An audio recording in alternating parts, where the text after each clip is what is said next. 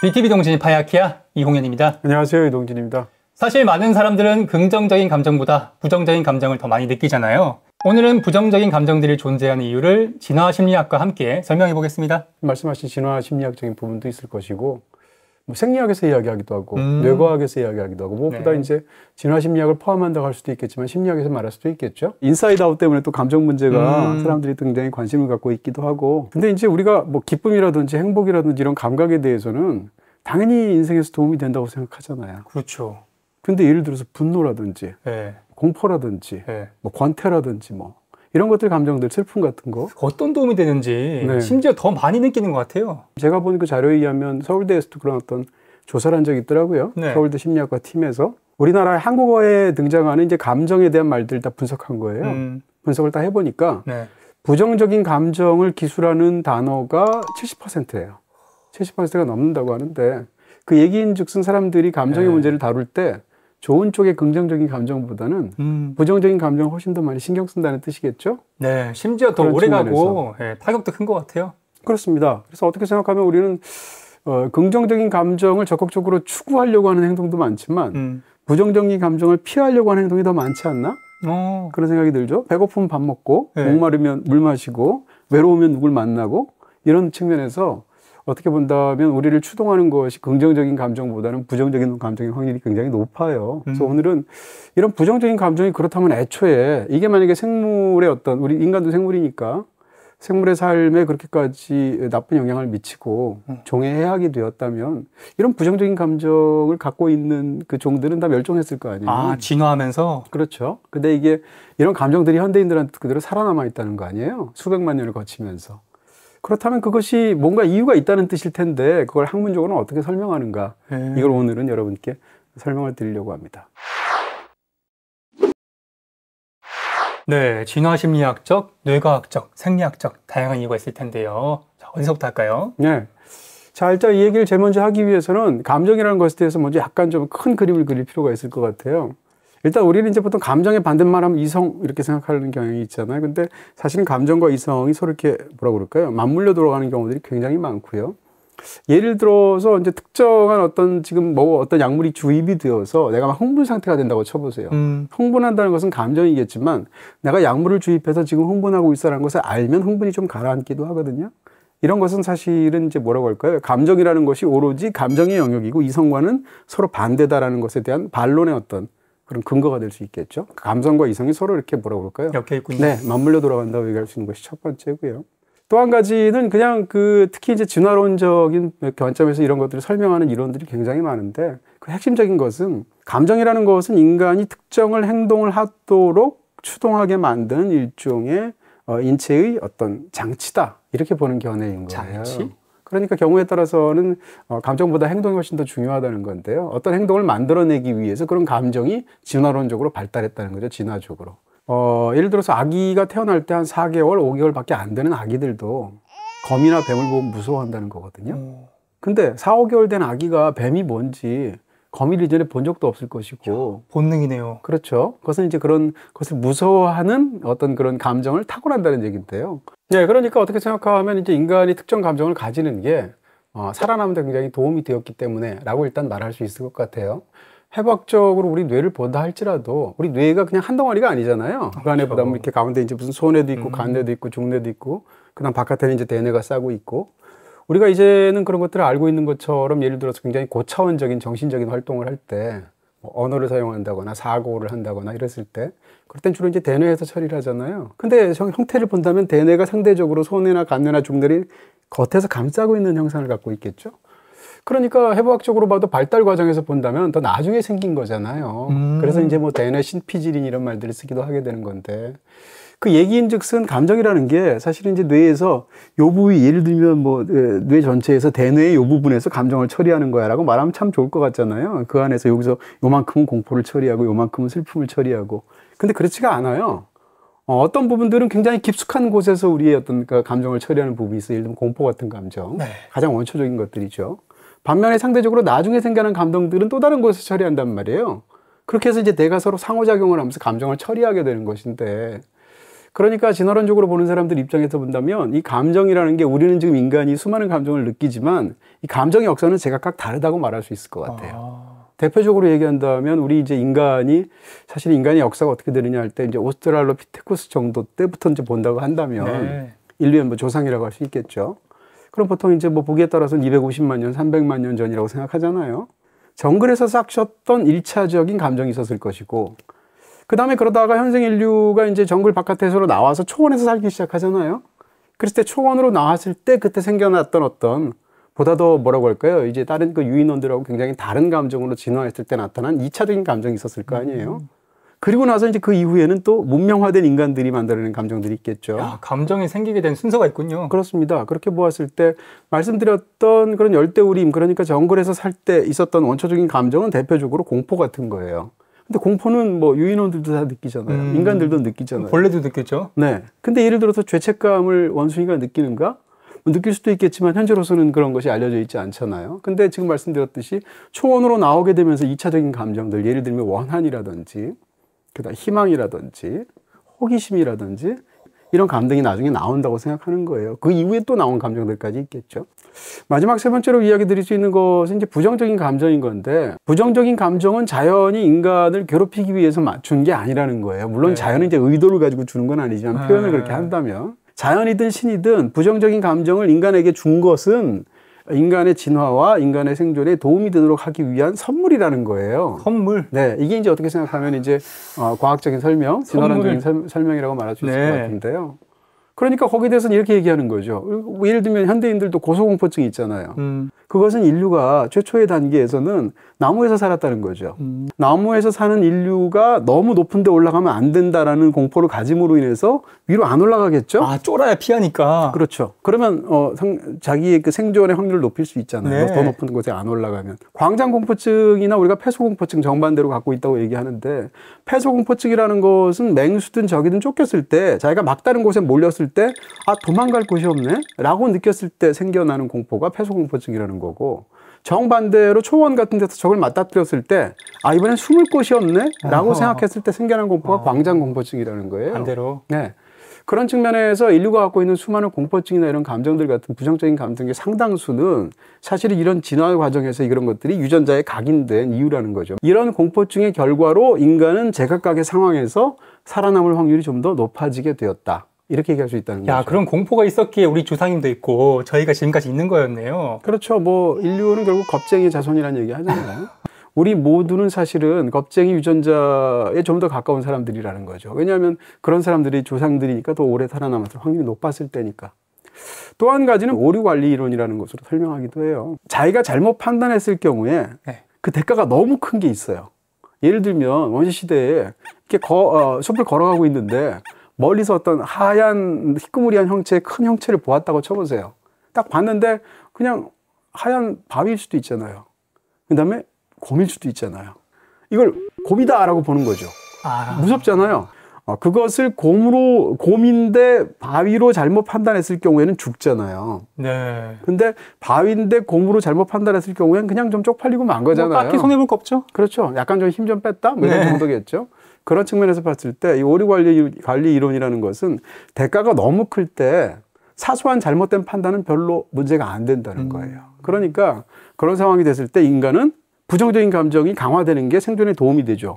일단 쪼는 게 낫다는 거예요. 이 부정적인 감정이라는 것이 인간의 생존에 어떤 그 긍정적인 역할을 했는가에 대한 하나의 어떤 것들을 좀 잘 설명해주는 그런 이론이라고 말할 수 있을 것 같습니다. 야, 벌써부터 흥미롭습니다. 네. 이 불안이라고 하는 것은 보통 다스려야 된다. 시험 칠 때 긴장하면 안 된다. 뭐 이런 식으로만 항상 좀 다운시키는 거로만 생각했었는데 또 이런 식의 긍정적인 기능이 있네요. 아니요, 지금 굉장히 중요한 말씀을 해주셨는데요. 제가 오늘 이제 하면서 여러 가지 뭐라고 그럴까 얘기를 듣고 나면 여러 가지 어떤 반문들이 드실 수도 있을 텐데 부정적인 감정들이 다 이유가 있다고 제가 설명할 거예요. 네. 책에서 본 대로. 그 이야기가 그렇기 때문에 부정적인 감정이 인간에게 도움이 되고 진화해서 도움이 되었기 때문에 그 감정을 적극적으로 끌어안고 또 혹은 그런 감정을 적극적으로 개발하고 그런 삶도 나쁘지 않다라는 이야기하고 완전히 다르다는 뜻이에요. 다시 말하면 공포가 인간에게 도움이 되었다. 인간이 생존하는 데 도움이 되었다라는 말과 그러니까 나는 지금 공포를 느껴도 아무 문제 없다는 완전히 다른 이야기다라는 거죠.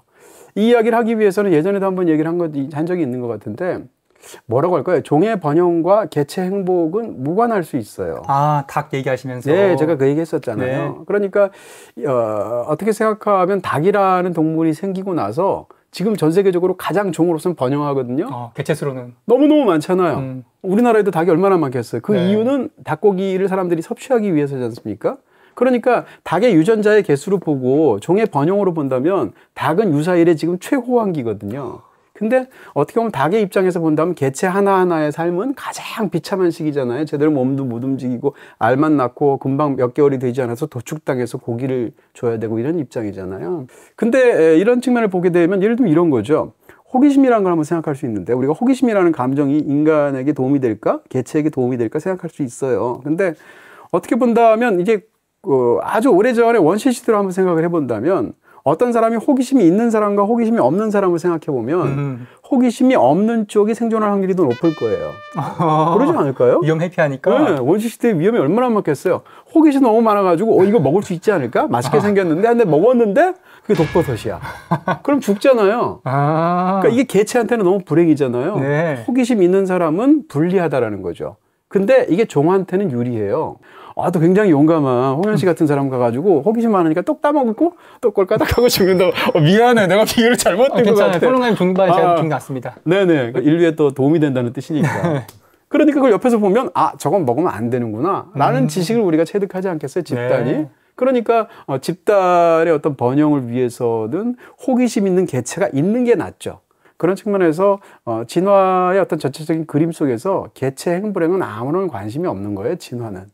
약간 의인화해서 말을 한다면. 그런 측면에서 제가 부정적인 감정에 이유가 있다고 해서 부정적인 감정이 아무 문제가 현대인에게 되지 않는다라는 것은 전혀 아니다라는 이야기고, 오히려 학문적인 관심, 인간에 대한 이해를 증진시키기 위한 그런 목적이 더 크다. 이런 정도로만 이해해 주셨으면 좋겠습니다. 또 한 가지 이야기할 것은 사실은 더 중요한 핵심이라고 저는 생각하는 건데요. 인간이 지금 우리와 유사한 존재의 인간, 다시 말하면 글도 쓸 줄 알고, 문자가 생긴 게 얼마예요? 한 5, 6천 년 됐잖아요. 네. 농경 생활 시작한 게 얼마예요? 만 년 조금 넘잖아요.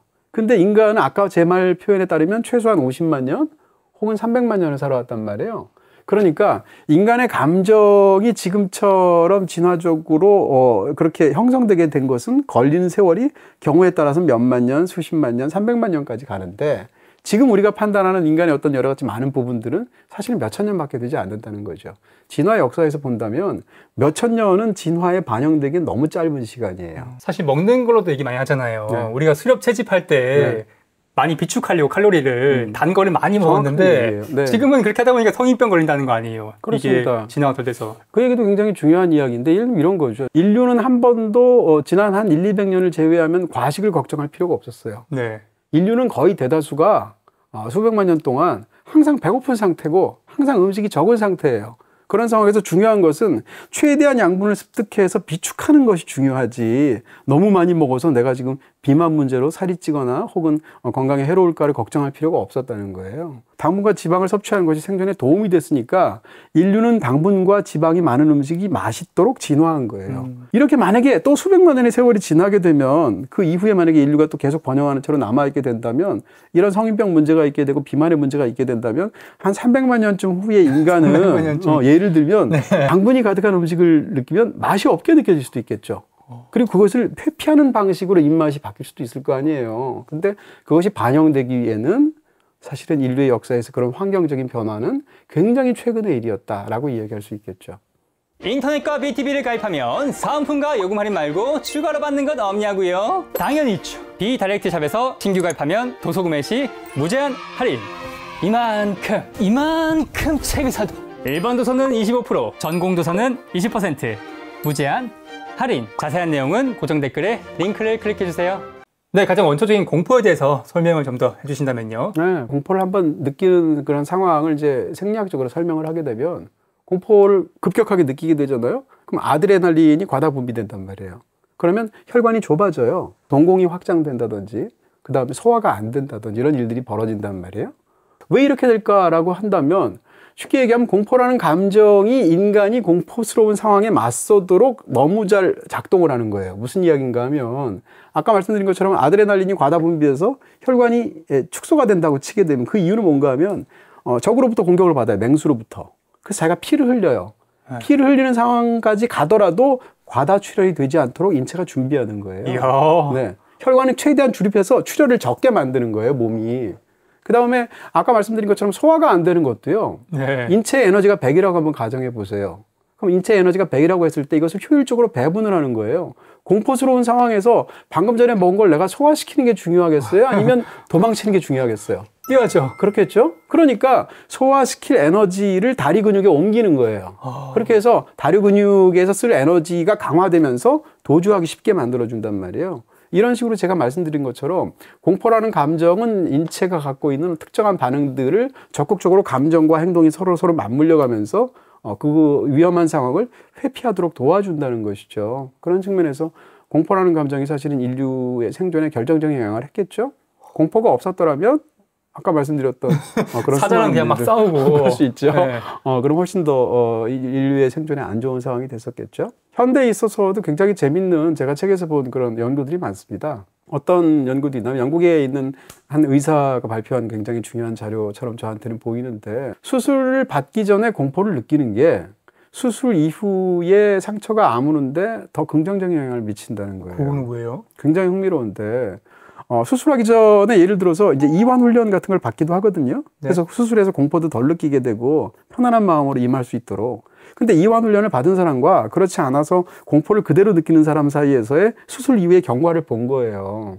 어떻게 되냐면 공포를 느끼는 사람 입장에서 본다면 그 두려움 속에서 인체가 수술이라는 급격한 그런 인체에 가해지는 위험 속에서 몸을 준비한다는 거죠. 근데 그렇게 하지 않고 아까 말씀드린 대로 이제 이완 훈련 같은 것을 받아서 상대적으로 수술 별거 아니지 뭐 룰루랄라 하고 수술 받는 사람도 있을 거 아니에요. 그런 사람들이 상대적으로 상처가 덜 아문데요. 왜냐하면 인체가 준비되지 않은 보통 상태 속에서 마취도 받게 되고 그다음 큰 수술 같은 것을 받게 되면 인체에서 스트레스 호르몬 같은 게 엄청 나온다는 거죠. 그 나오는 그 스트레스 호르몬은 인체에 가해진 수술이라는 거대한 사건에 맞서는 인체 나름의 적응 방식인데 그 상황에서 스트레스 호르몬이 너무 많이 나오게 되니까 그 이후의 경과가 좋지 않게 만드는 그런 것으로 작용을 한다는 거죠. 재미있는 연구 결과를 또 다른 책에서도 봤는데 공포 영화를 보고 나서 너무 무서운 상황이에요. 너무 무서운 영화를 봤거든요. 보고 났을 때 공포 영화를 보면서 너무 떠는 사람들한테는 상대적으로 겨드랑이에서 냄새가 더 난대요. 암내가요? 네, 냄새가 더 강할 뿐만 아니라 더 안 좋은 쪽의 냄새가 난다는 거예요. 근데 흥미롭게도 냄새에도 감정 같은 게 있거든요. 근데 겨드랑이 냄새가 상대방으로부터 났을 때 그 맡아지는 냄새는 공포의 냄새가 아니라 공격성의 냄새라는 거예요. 공포에 몰리는 가운데에서도 상대방을 나는 공격할 의사가 있다는 것을 채취를 통해서 전달을 하는 거예요. 야, 동물들이랑 곤충들도 자기보다 훨씬 몸집이 큰 상대를 대상으로 냄새 풍기잖아요. 그렇죠. 뭐 그렇게 해서 쫓아내기도 하지만 아까 말씀드린 것처럼 뭐 공주의 몰린 쥐는 이 공격성을 보이면서 그 상황을 타개하려고 하기도 하고 어찌됐건 그런 측면에서 보면 지금 제가 말씀드렸던 그런 사례들 같은 것을 보면 공포가 오히려 현대인들의 어떤 그런 삶 속에서도 사실은 과거의 그런 흔적들이 그대로 남아있는 것이 이런 기능들이 있다는 것이죠. 근데 흥미로운 건 아까 제가 말씀드렸던 가장 중요하다고 말하는 부분일 텐데 과거에 그랬다고 현재도 그런 건 아니거든요. 인류가 예를 들면 10,000년 전의 인류와 200만 전의 인류와 지금 인류는 사는 환경이 완전히 다르잖아요. 근데 그런 상황 속에서 우리의 감정은 기본적으로 수십만 년 전, 수백만 년 전, 수만 년 전 거란 말이에요. 네. 이 양자 사이에서의 미끄러짐 같은 것 때문에 인류가 굉장히 괴로운 부분이 있다라는 거예요. 지금도 물론 위험이 많은 세상이라고는 말을 하지만 인류의 역사를 통해서 본다면 지금 인류는 가장 안전한 상황이란 말이에요. 상대적으로 먼저 이야기한다면. 근데 그럼에도 불구하고 우리가 느끼는 공포라는 것은 유전자 속의 공포는 예를 들어서 오래전 그 사람들이 느꼈던 공포의 양과 거의 비슷하단 말이에요. 유전자적으로 본다면. 지금 공포라는 감정은 현대인에게 과잉 감정이 된 거죠. 그러고 보니까 뉴스 같은 거 보면서 테러에 대한 공포, 비행기에 대한 공포, 뭐 지진에 대한 공포 이런 것도 맨날 보면서 하루 종일 공포감에 그렇죠. 휩싸일 때 있는 것 같아요. 근데 예를 들면 뭐 20만 년 전에 인류가 미디어에 의해서 공포 감정이 자극될 수 있다는 걸 생각하고 그게 진화적으로 반영이 될 수가 있었겠어요? 아니요. 아니란 말이에요. 어떻게 생각한다면 인류가 나무에서 안 살기 때문에 높은 곳에 살지 않기 때문에 사실은 고소공포를 느낄 필요가 없는데도 불구하고 그게 그대로 남아있어서 비행기를 두려워한다는 것이고요. 반대로 자동차는 이건 책에서 나온 것은 아니고 제가 그냥 한번 생각해 본 건데 반대적인 의미에서 저는 이렇게 생각이 드는 거예요. 왜 사람들이 상대적으로 자동차에 대해서는 덜 두려워할까? 왜 교통사고가 이렇게까지 많을까? 물론 차를 많이 이용해서 그런 거겠지만 네. 그 한 이유는 스피드에 대한 공포가 없기 때문인 것 같아요. 제 생각에. 무슨 얘기인가 하면 인류는 스피드에 대한 공포를 느낄 필요가 없었어요. 그러네요. 지금 300만 년 동안. 그렇죠. 예를 들면 우리가 지금 자동차가 60km 정도로 달린다고 하면 쳐보세요. 네. 60km를 느리다고 생각하지. 강변북로 같은 데서 60km 달리고 그 다음에 경부 고속도로에서 60km 달린다고 하면 느리다고 생각하잖아요. 고요하죠. 근데 60km라는 속도를 인류는 내본 적이 없는 거예요. 그럴 거 아니겠어요? 웬만한 인류는 사실은 스피드에 대한 공포를 느낄 필요가 없었기 때문에 한 50km 정도의 속도로 차를 타고 가도 무섭지가 않은 게 아닌가. 그런 공포증이 없는 게 아닌가라고 생각하는 거죠. 그리고 우리가 테러 같은 거 굉장히 무섭게 생각하잖아요. 네. 근데 테러로 한 사람이 죽을 확률과 심혈관 질환으로 죽을 확률이 500분의 1 차이가 난다는 거예요. 심혈관 질환의 상당 부분이 이제 당분이라든지 지방이라든지 이런 과다 섭취하고 관련이 있단 말이에요. 우리가 사실은 테러에 대한 공포보다 사실은 당분에 대한 공포가 더 많아야 돼요. 아까도 말씀드렸듯이 인류의 어떤 그런 음식을 먹는 환경이 당분과 지방을 무서워하는 게 아니라 과다 섭취를 해야 오히려 생존에 유리한 상태로 우리는 인류가 거의 99%의 시간을 살아오다가 지금 1%가 달라진 거죠. 1%도 안 되죠. 하얀 눈을 보면서 느끼는 공포를 가진 사람은 별로 없거든요. 있긴 있지만. 아기한테 흰 눈에 대한 공포를 심어주기 위해서 흰토끼를 보여줘요. 막 흰토끼 이러면서. 그 다음에 하얀 천을 막 앞에서 흔들어요. 공포심을 자극하기 위해서. 그래도 아기는 쫄지 않는다는 거예요. 유전적으로 그게. 네, 흰눈에 대한 공포심을 심어주는 것은 어렵다는 거예요. 네. 왜 그럴까라는 건데 인류가 살아온 환경 속에서 대다수의 환경은 흰눈 속에서 공포를 느낄 환경을 겪은 경우가 굉장히 적다라는 거죠. 그런 측면에서 현대인들이 느끼는 수많은 공포증의 연원도 사실은 전혀 관련이 없는 것 같지만 오래전 인류가 살아왔던 그런 생활 환경하고 굉장히 밀접하게 관련이 되어 있다는 걸 알 수가 있습니다. 네, 이 공포라는 것이 학습된 걸 수도 있겠지만 이렇게 수백만 년이 걸쳐서 진화의 산물이었던 것도 있는 거군요. 그렇습니다. 뭐 고소공포증이 예를 들면 높은 데 올라가서 지붕에서 무슨 페인트 칠하다 떨어져서 고소공포증이 생길 수도 있죠. 그렇지만 고소공포증의 상당수는 그런 경험이 없이 생기는 거거든요.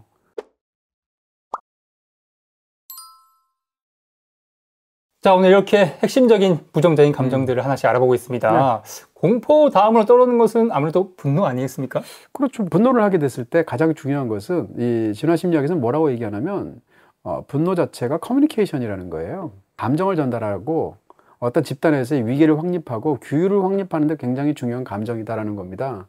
일본 원숭이들을 대상으로 한 이런 실험이 있어요. 네. 원숭이들 사이에서도 위계가 확실하잖아요. 무슨 뭐 대장 원숭이, 리더 원숭이도 있고 옆에서 뭐 상대적으로 이렇게 힘없는 원숭이들도 있고 뭐 이럴 거 아니겠어요? 일본 원숭이들한테 이제 음식을 마음대로 그 사는 서식지에 뿌려주는 거죠. 그럼 음식들이 있으니까 막 정신없이 먹지 않겠어요? 그런 상황에서 사람이 탈을 쓰고 거기에 들어가서 그 음식을 이렇게 훔쳐서 먹는 네. 신용을 하는 거예요. 실험자가. 네. 근데 이 사람이 탈을 쓸 때 3가지 종류의 탈을 쓰는 거예요. 하나는 화난 얼굴. 또 하나는 웃는 얼굴, 또 하나는 겁먹은 얼굴. 놀라운 것은 화난 얼굴 탈을 쓰고 있을 때나 웃는 얼굴 탈을 쓰고 있으면 공격을 한대요. 근데 겁먹은 얼굴 탈을 쓰고 있으면 위협만 하고 공격은 안 한대요. 왜 그럴까라는 건데 겁먹은 얼굴을 하고 있으니까 어차피 쟤는 쩔이야. 이 위계상에서 쟤는 아래야, 내 밑이야 라고 생각하기 때문에 굳이 저놈이 성가시긴 하지만 그것을 공격해서 해를 주어서 축출하려고 하지 않는다는 거죠. 집단 안에 위계가 있지 않겠습니까? 예를 들면 나는 리더야. 응? 나는 대장 원숭이야. 너는 남은 거나 먹는 저 하층 원숭이야라고 생각했을 때 이게 옳다는 뜻은 아니에요. 네. 자꾸 그 얘기를 하게 되는데 정의라는 인간의 도덕감이라는 것은 너무너무 중요한데 그것은 상대적으로 차후에 만들어진 거잖아요. 그랬을 때 이런 원초적인 상태에서는 집단의 규율이라는 게 있단 말이에요. 근데 규율을 지키는 것이 이 집단의 생존하고 굉장히 관련이 있지 않겠습니까? 그런 상황에서 규율을 분노로 지킨다는 거죠. 다시 말하면 집단이 있을 때 어떤 뭐 공동적으로 사냥을 한다거나 뭐 채집을 한다거나 뭘 한다거나 수많은 양육을 한다거나 많은 일들이 있게 되었을 때 제일 중요한 것은 분배하는 거잖아요. 노동을 분배하기도 하고 분업에 따라서 경우에 따라서는 그렇게 습득한 그런 재화나 혹은 무슨 뭐 식량이나 이런 것들을 나눠 먹기도 하겠죠. 그랬을 때 굉장히 중요한 것은 무임승차를 막아야 되는 것이거든요. 자기는 아무런 기여도 하지 않고 함께 그 집단에서 습득한 어떤 것을 과실을 따먹으려고 한다면 그걸 제지를 해야 되는 것이 굉장히 중요하잖아요. 그랬을 때 무임승차를 막기 위한 감정으로 발달한 것이 분노다라는 견해예요. 그러니까 무임승차하지 마. 무임승차를 막아야 집단이 유지가 되지 않겠습니까? 그랬을 때 위협을 하고 분노를 하게 된다는 거고요. 그랬을 때 무임승차를 한 사람 입장에서는 상대적으로 거기에 대해서 위축된 감정을 느껴야 집단이 도움이 되지 않겠습니까? 그래서 생겨나게 된 감정이 의기소침이라는 것이고요. 거기서 더 발달한 것이 죄책감이라는 거예요. 죄책감이 발달한 이유는 내 것이 아닌 것을 내가 아무런 노력도 없이 그것을 가져가려고 했을 때 거기에 대해서 드는 마음이 사실은 이 죄책감의 연원이었다는 것이고요. 그런 측면에서 봤을 때 사과나 용서 같은 고차원적인 감정도 기본적인 이런 분배라든지 혹은 집단의 규율하고 관련이 있다는 것이죠. 감정의 순서가 있다고 말씀 주신 게 뭐 용서나 죄책감 이런 것들이 이제 그 다음 단계를 넘어가면서 생긴 것들이군요. 그렇습니다. 근데 이것도 마찬가지예요. 근데 현대 와서 상황이 달라지게 되거든요. 예를 들어서 예전에는 이제 분노의 감정을 느끼게 되는데 네. 분노의 감정을 느끼면 몸이 또 변하잖아요. 공포처럼. 분노의 감정은 어떻게 생각하면 인간이 에너지를 가장 오랫동안 가장 왕성하게 쓰도록 만들어주는 감정이에요. 그런 감정은 분노 이상이 없다고 하고 쉽게 얘기하면 너무 극심하게 분노를 했는데 속으로만 울그락불그락 하다 가만히 있으면 몸엔 더 해롭다라는 얘기인 분출을 거예요. 시켜야 되는 거군요. 오히려 싸우는 게 낫다는 네. 거죠.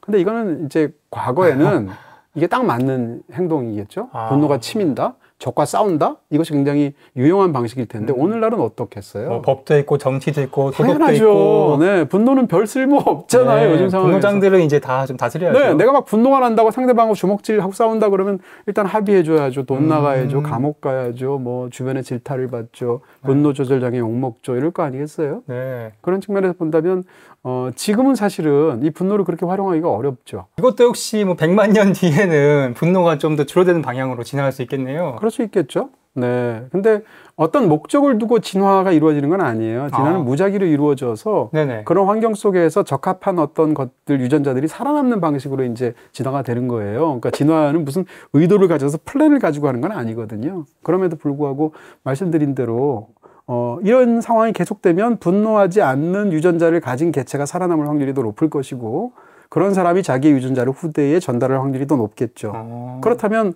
이로부터 100만 년, 200만 년 뒤의 인류는 감정적으로 지금하고 굉장히 다른 상황이 되지 않을까? 사람이 이제 다양한 감정을 가진 사람들이 여럿이 막 섞여 있다고 쳐보세요. 그랬을 때 우리는 이제 저 사람을 보고 저 사람이 뭐 어떤 감정을 느낀다라고 이렇게 상대적으로 알게 쉽거나 뭐 잘 저 사람이 화난 걸 모를 수도 있잖아요. 네. 혹은 슬퍼하는 걸 모를 수도 있잖아요. 근데 여러 가지 감정 중에서 타인의 입장에서 상대적으로 가장 남의 감정을 잘 체득할 수 있는 감정이 뭐냐면 분노래요. 그래서 단체 사진 같은 거 찍었을 때 한 명이 유달리 화가 나 있고 한 명이 유달리 신나서 기분 좋은 상태라고 하면 기분 좋은 상태보다 화난 상태의 사람을 훨씬 더 먼저 우리가 보게 된다는 거예요. 그만큼 분노라는 것이 어떻게 생각하면 이 감정 자체가 갖고 있는 커뮤니케이션의 기능이 굉장히 강력하다는 것이고요. 그리고 부정적인 감정을 잘 캐치해야 생존이 또 유리하니까 그렇죠. 또 그런 게 있지 않을까요? 그 얘기도 굉장히 흥미로운 이야기인데요. 지금 홍현 씨가 한 말의 연장선상에서 이런 얘기도 할 수 있어요. 분노라는 것이 사실은 도파민하고도 관련이 있다는 거거든요. 그러니까 도파민 수치가 높을 때 분노 게이지가 높을 경우가 많다는 거죠. 그러니까 도파민이 분노를 가져온다라고 말을 할 수 없겠지만 어쨌건 분노가 높은 상태일 때 도파민 수치도 높다는 거죠. 근데 굉장히 흥미로운 그 어떤 실험 결과가 어떤 게 있냐면 상대방이 분노했다라는 것을 알기 위해서 도파민이 필요하다는 거예요. 무슨 얘기인가 하면 우리가 갖고 있는 도파민 수치를 의도적으로 어떻게 낮추는 어떤 그런 방법을 사용할 수가 있겠죠. 네. 그래서 어떤 사람이 도파민 수치를 낮추면 상대방이 화난 걸 모른대요. 상대적으로. 그 얘기인즉슨 굉장히 흥미로운 어떤 결론이 생기게 되는데 그것은 화나는 감정에도 도파민이 필요하지만 도파민이라는 신경 전달 물질이 필요하지만 상대방이 화가 났다는 것을 알기 위해서도 도파민이라는 신경 전달 물질이 필요하다는 얘기잖아요. 이 양자가 같다는 이야기는 결국 감정은 의사소통하고 아주 밀접한 관련을 맺고 있다라는 것에 대한 증거가 아니겠는가라고 학자들이 이야기를 하는 거죠. 자, 부정적인 감정 3대장 아니겠습니까? 공포, 분노, 그 다음은 슬픔이겠죠? 슬픔이라는 것도 그렇죠. 슬픔이 너무 있어서 우리 너무 괴롭잖아요. 근데 이게 사실은 진화론적으로는 이유가 있다라는 이야기인 거죠. 네. 역시 설명이. 어떤 설명을 하게 되냐면 슬픔이라는 것도 결국은 사회적인 소통을 위한 거라는 거예요. 쉽게 얘기하면 슬픔은 슬퍼하는 나를 위하는 것이지만 그것이 작동하는 원리는 타인을 위한 거라는 거예요. 다시 말하면 내가 슬퍼할 때 슬퍼하는 것을 집단 내에서 보잖아요. 주로 같이 있을 때. 슬픔을 가지게 되면 뭐라고 할까요? 집단 내에서 어떤 뭐 안 맞는 갈등이 있든지 아니면 뭔가 좀 제대로 이루어지지 않았던지 혹은 배신 같은 행위가 있다든지 거기에 대한 슬픔이죠.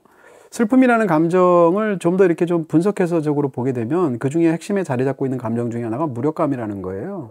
슬픔이라는 것은 어찌할 수 없다 내가 라는 거죠.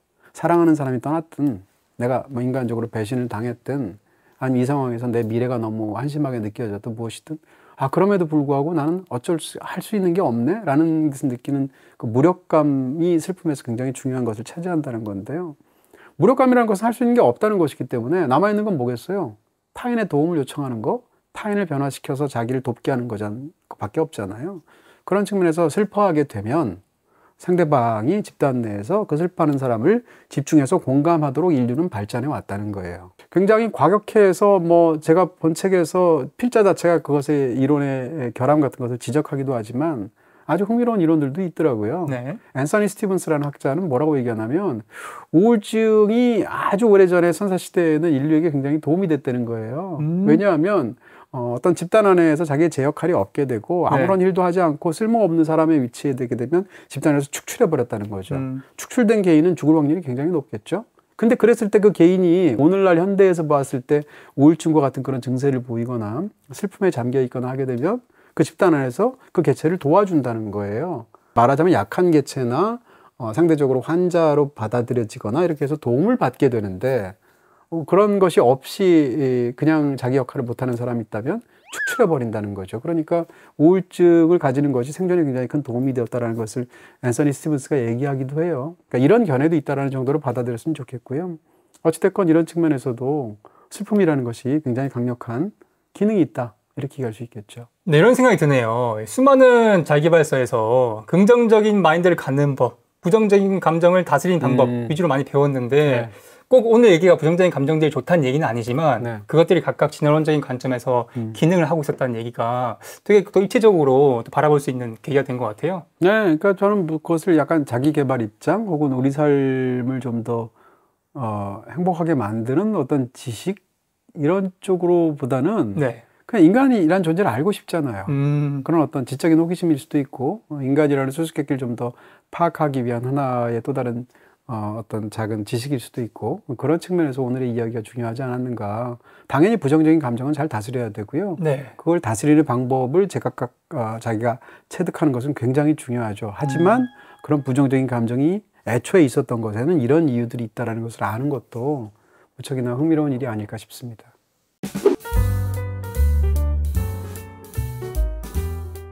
네, 오늘 부정적인 감정, 공포, 분노, 슬픔 이렇게 세 가지 알아봤는데요.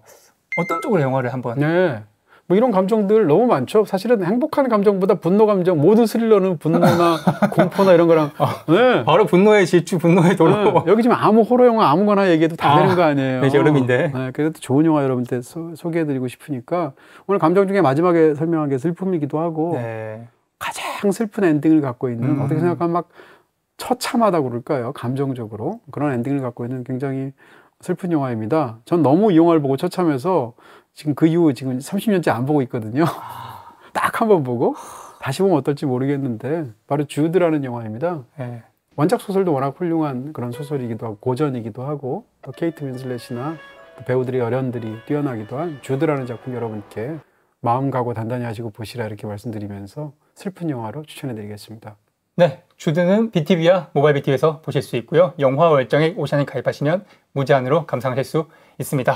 자, 마지막으로 이동진을 실제로 올린 영화 10편도 다시 한번 봐주시면 좋을 것 같고요. 다음 시간에 뵙겠습니다. 감사합니다. 고맙습니다.